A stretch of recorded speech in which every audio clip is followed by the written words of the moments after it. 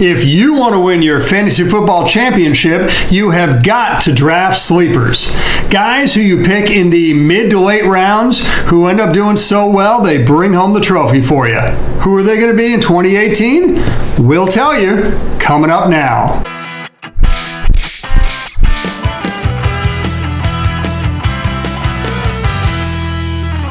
Hello, everyone. I'm Gary Kurtzman. And I'm Eric Lee. We are the Fantasy Football Consultants. And Gary, today is arguably our most important show because, yes, we spend time ranking all the different positions, but this is the show that will dictate whether you win your fantasy championship. Because if you look at all the players in the NFL last year, it wasn't Ezekiel Elliott or Todd Gurley or Antonio Brown. It was guys like Alvin Kamara who were on more fantasy championships than any other player. Yeah, absolutely. Guys who are available in the late rounds or, God forbid, even picked up off the trash heap end up bringing home the trophy.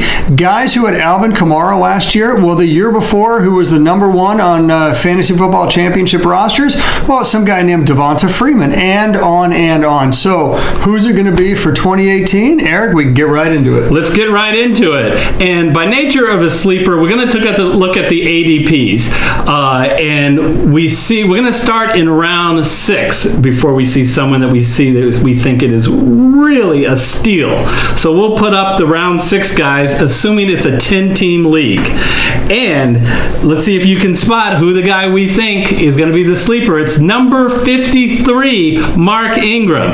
Now look, I am well aware that Mark Ingram is going to get as many fantasy points as I do in the first 4 weeks. He's been suspended. He's out for the first 4 weeks. He's not injured. He's just going to be out. So he'll be ready to go in week 5. And at week 5, after you figure out how to muddle your way through the first 4 weeks, you've got a star that you pulled in the 6th or the 5th round is my suggestion that you grab Mark Ingram in a 10-team league. And how good is this guy? Well, let me compare him to Alvin Kamara, who, by the way, is going 6th overall in many leagues and has an ADP of that. So here's the deal.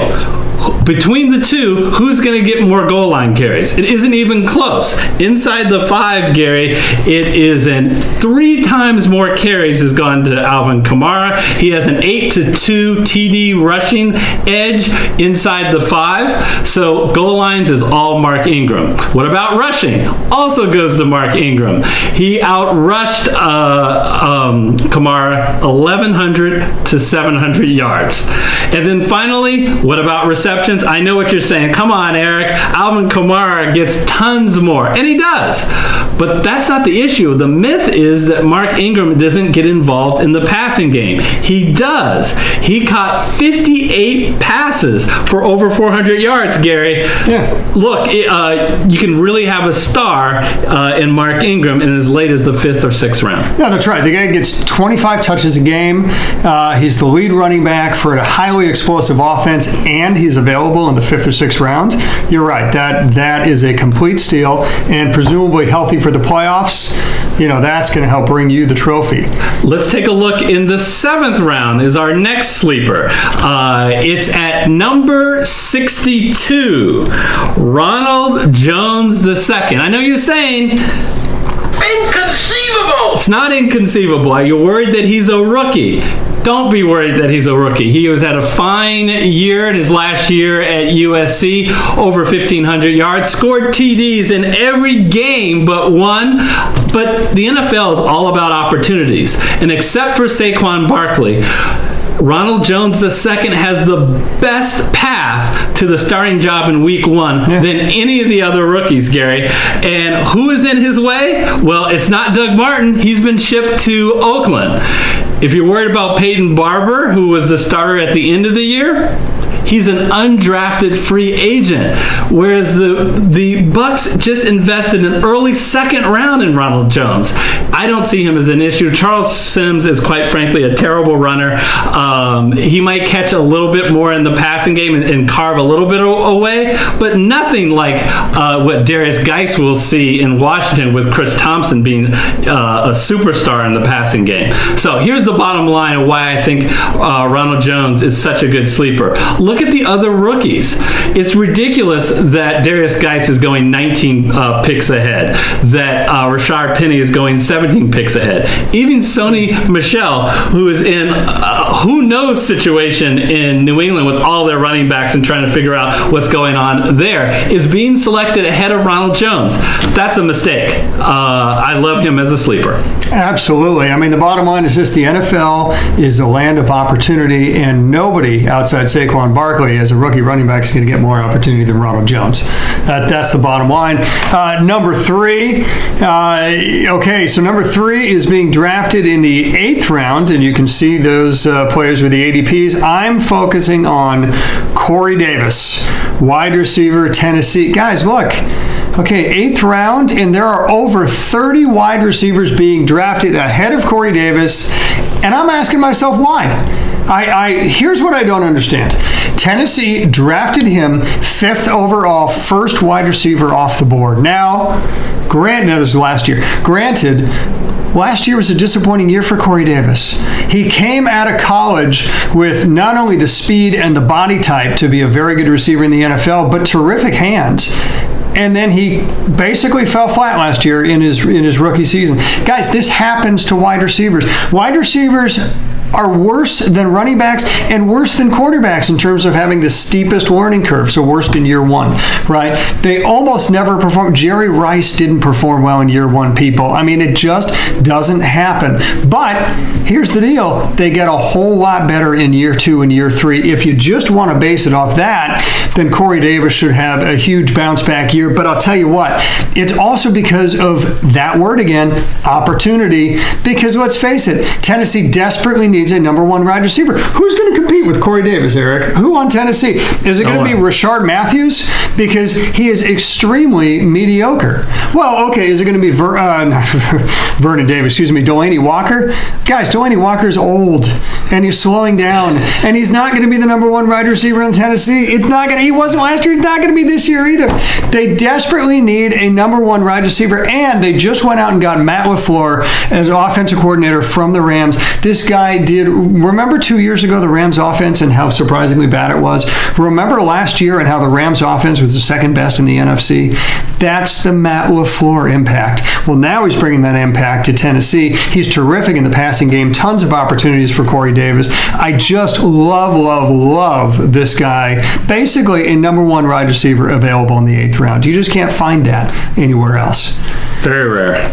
Number 4, now we are jumping in the 9th round, and I'm focusing on Trey Burton, the tight end from Chicago. So, bottom line is, look, he's been a backup in Philly for the past few years, and he's been behind Zach Ertz. I mean, that's nobody's fault, except maybe Zach Ertz's, I guess. But Trey Burton hasn't had the opportunity, but when he has, he's played very well. And so now, based on those stats, Chicago goes out and trades for him. And I'll tell you what, look, Trey Burton, it's not just the talent. On a per-play basis, he was fantastic in Philadelphia. They love him out there. But it's the fact that he now goes to play for Matt Nagy in Chicago. If that name doesn't roll off the tongue, it should. Matt Nagy came from Kansas City, and he coached Travis Kelce. So Trey Burton is obviously going to be the next Travis Kelce. Okay, I'm willing to put the brakes on that last statement. But look, it's that opportunity word again.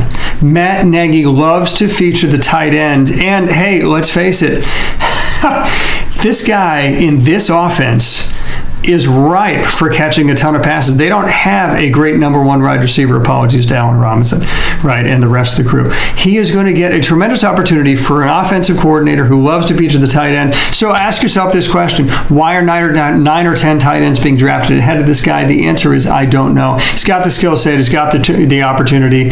Whenever you decide to draft a tight end, could be in the 7th round, could be in the 9th round, feel free to put the marker on Trey Burton, because he is going to be tight end 4 or 5, not tight end 9, the way he's being drafted now. And by picking Trey Burton and being able to pick him so late will allow you to focus in other areas and not only get your starters, but some really nice flyer, strong backups. Absolutely. Number 5 on our list of our favorite sleepers appears in round 9, and let's put that on the screen. See if you can find who it is.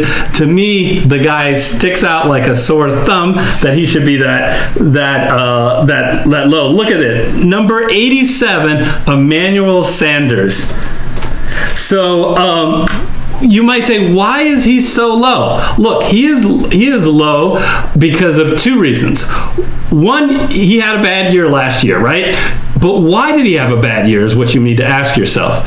Over the first 4 games, he was doing fine. 5 of 53, 5 catches for 53 yards is what he was averaging with 2 total TDs. That's not bad. Then he hurt his ankle, and he was out for several games, and it was bothering him the entire year. He's going to come back healthy this year, so I don't see that as an issue. The other problem that he had, and I'm going to be blunt here, he was suffering from playing with a very, very weak QB. He was receiving passes. His job was to receive passes from Trevor Siemian and Brock Osweiler. That job is not that Yeah, that's an ouch. Yeah, now it wasn't easy. He's got an upgrade this year to Case Keenum, and I think that you will see it in his production. The 87 ADP is just absurd when you consider that his teammate, Demaryius Thomas, is 40 points higher. I am shocked and chagrined, mortified, stupefied. Now, I'm not saying Sanders is going to do better than Thomas, but he's going to do close to as well as Thomas, and 40 picks later is just absurd here. Yeah, on a per-game basis, he's done close to Thomas literally for the last 3 years. Why would we expect anything different now? So, yeah, he's going to be a real steal if he's drafted that late. Number 6, Pat Mahomes, QB Kansas City, is basically functioning like a rookie because he carried a clipboard for all but 1 games last year. You know what, guys? In 10 teams leagues, he's being drafted the end of the 11th round, so that means that he is a backup quarterback, and that's fine. Here's the deal. Talk about the land of opportunity, a strong arm quarterback that, by the way, Kansas City traded up in the first round to get, liked him enough after 1 game to ship off Alex Smith. This guy's going to be good. He's got the skill set. It's not just the strong arm. It's the accuracy on the longer throws and the mobility. Perfect skill set for Tyreek Hill and Sammy Watkins and Travis Kelce, who likes to run the seam route. That's what I mean by land of opportunity. Look, here's the deal. He fits in perfectly in Kansas City, a very high-scoring offense, and yet he's being drafted as a backup quarterback. So if you don't get a top quarterback in your fantasy draft, draft this guy as a backup quarterback and be ready to switch him into the starting spot by midseason or earlier, because he's got the skill set, he's got the opportunity. All is right for Pat Mahomes to have a great NFL season. My next sleeper, I'll be brief. He's going undrafted in most leagues, which is unbelievable. It's Tyler Lockett. And we've been talking about that word opportunity a lot. But consider the fact that the Seahawks no longer have Paul Richardson. They no longer have Jimmy Graham. Listen to that. That's 16 TDs and 1,200 yards that went away. I really think you're going to see Tyler Lockett step up. I think the Seahawks are going to pass more than they did because of the hits to their defense. They could have some more shootout games. Tyler Lockett, my sleeper pick.